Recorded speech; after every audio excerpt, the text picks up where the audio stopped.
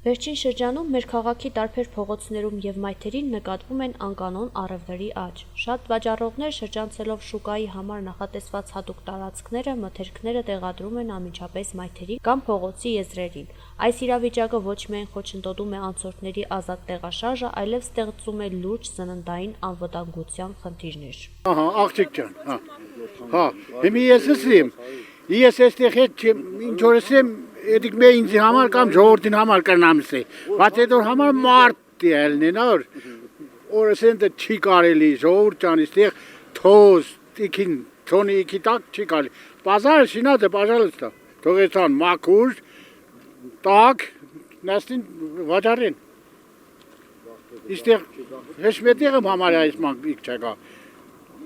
իքի մեջ ուլիցաների կարելի այդ ման ծաղկել, կանանչեղեն էսենք, միրք է, բան է, Չեք շատ սախալ է,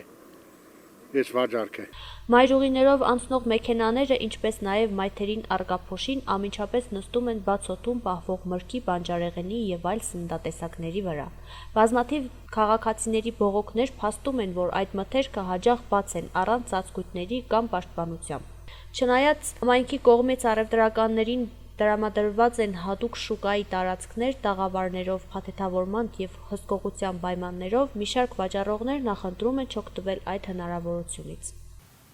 Հենց կենտրոնի բացին ես ուզում։ Բոլոր առևտրի կետերը ես հատկացած այդքան 40 մետր տեղ, որ իրենց ապրանքը դառնի վաճառել։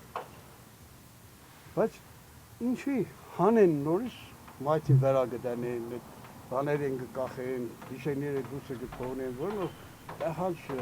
քանչիշ կդա էլի, ամոթ է։ Այս մերքերի փողոցային առևտուրը, մթերքը դեշալեց, մսեղենի փողոցային առևտուրները, որոնք հետ է կալնից։ Վստահելի ու մաքուր սնունդը պետք է ձեռք բերել միայն հատուկ նշանակված վայրերից։ Այս հարցում կարևոր է և վաճառողների, և քաղաքացիների պատասխանատվությունը, որպեսզի մեր քաղաքի փողոցները մնան կարգավորված, իսկ սնունդը անվտանգ։